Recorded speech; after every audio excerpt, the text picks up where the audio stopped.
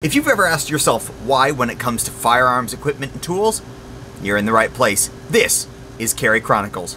Let's get to work.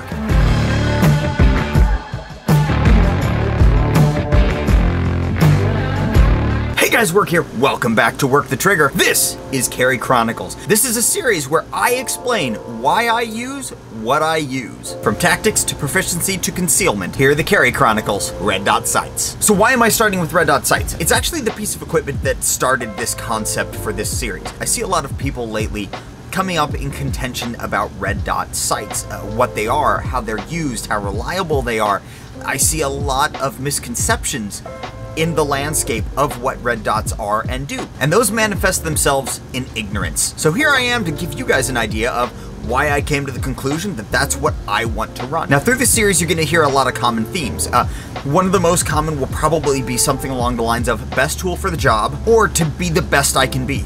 None of that like army motto bullshit. This is legitimate stuff for carrying certain items. Now the most common complaints that I hear when it comes to red dot sights is the tried and true, most confrontations happen within 3 yards, within 3 shots, so you won't even have time to see that red dot, and any benefits that you think you're gonna get from it are null and void. Next up is the why would I add a finicky piece of technology to my firearm? The good old iron sights never let me down, and I just point and shoot. I recently received a comment on a video very similar to this about somebody who was at a training class and they heard, and I quote, a feeble little voice coming from the back about somebody claiming that they needed to adjust their dot. I love anti-dot people who always want to like demasculate people who run red dots, like it makes you less of a man to run a red dot.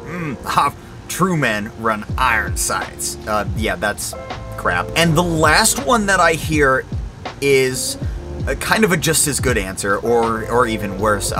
It's the I can shoot just fine with my irons, and then which quickly jumps on to I want to be able to pick up any gun and shoot with it. So let's cover these a little bit. So pretty much all of these come from like a pretty misinformed or ill-informed vantage point on red dot sights. The first one is a misunderstanding of why we carry a gun in the first place. This is the 3 yards, 3 shots, that kind of stuff. We're already carrying a gun for an incredibly unlikely scenario. The odds that any of us will ever have to defensively use our firearm, even draw it, are slim to none. But being that they're slim to none, why do we prepare for it? Do we prepare for it with the idea that it'll happen, or with the improbability in mind, knowing that it possibly could? Well, with that in mind, why stop there? So where do we stop the probable at improbable? Like, where is that line for these people? You're already not gonna probably get in a firefight, so if you don't feel like it's adequate to be able to prepare to take a 20-yard shot, then why are you carrying a gun at all? Because it's more likely, if you do end up having to use a gun, that you're gonna have to take a 20-yard shot than you having to use your gun in the first place. Me personally, I want every freaking advantage I can ever get if I ever have to draw my firearm. Fights ain't fair. Whoever wins, wins. So why would you limit yourself to a less accurate, slower system just because of probability? And yes, I do mean less accurate. And yes, I do mean slower. You put a red dot on a gun and you give a shooter time to acclimate to that red dot, and they will be more accurate with that red dot and faster with that red dot once they've properly trained with it. Now, just like all firearms usage, it does require proper training. You can't just hop in here and do it and expect to be good at it. And I feel like this is where a lot of these people are coming from. It requires dedication to the platform to be able to be good at it. But once you get good at it, you're gonna be better at it. Use myself as a perfect example. Going from iron sights to a red dot, my speed drastically improved and my accuracy drastically improved. Now next up, the naysayers are gonna cry and say, it's a crutch. However, to this I would like to point out 2 things.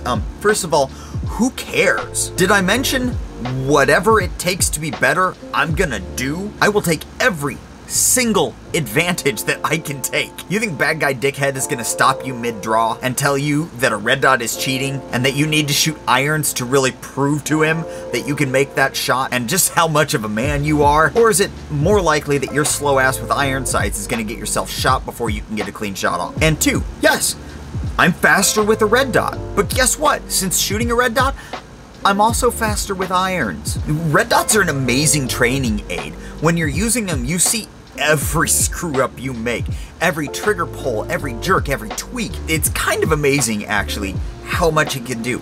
Dry fire becomes 250% more useful because you don't need the feedback of where the bullet's hitting because you can see it in the dot. But here's the trick though, is you have to put in the time. You can't just buy a red dot, pick it up, and expect to be awesome with it. You gotta put in the time for it.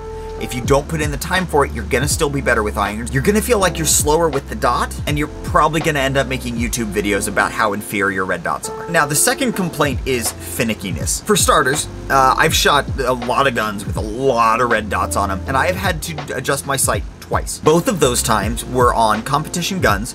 Both of those times, screws had backed out because both of those times I had recently swapped the dot. I've never had to adjust the dots on my self-defense pistols. I check the screw torque every time I clean it, and as long as that's solid, I've never had a problem. I've never had a dot lose 0, and I've done some nasty stuff to dots. I rolled one off my workbench 3.5 feet onto a concrete floor.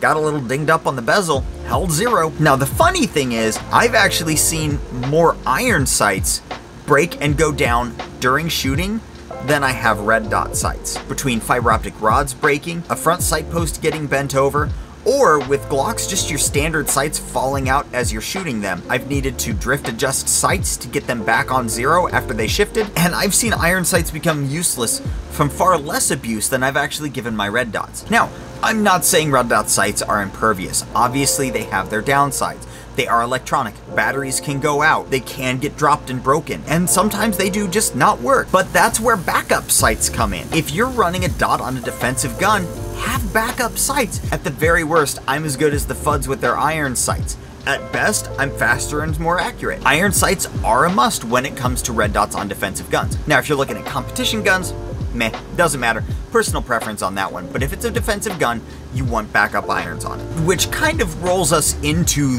the third one of I can shoot just fine with irons. I'm gonna toss the emasculating and the real man crap into this one too, because it seems to be this thing where guys who shoot iron sights and crap all over red dots have this like macho thing about iron sights. And it's kind of dumb. Now don't get me wrong, there's nothing wrong with like assigning masculinity to actions. That's fine. I just think it's a hell of a lot more manly to freaking stack rounds at 20 yards than it is to shit on something that could allow you to stack rounds at 20 yards. So to summarize, again, with defensive carry, I want every single advantage I can get. And the advantages of speed and accuracy that I can gain with this electronic device far surpass the odds that it might go down and I might have to revert to the older system that's still on the gun. To coin a term from The Mandalorian, this is the way. So thanks guys for watching. I hope you enjoyed the Carry Chronicles. I hope that it kind of gives you a little bit of insight as to how I pick what I pick and where we're going with this series. If you agree or disagree, go ahead and write that down in the comments below. I'm sure we can get some good conversations going. Remember, if you liked this video or found it useful, go ahead and hit like and subscribe down below.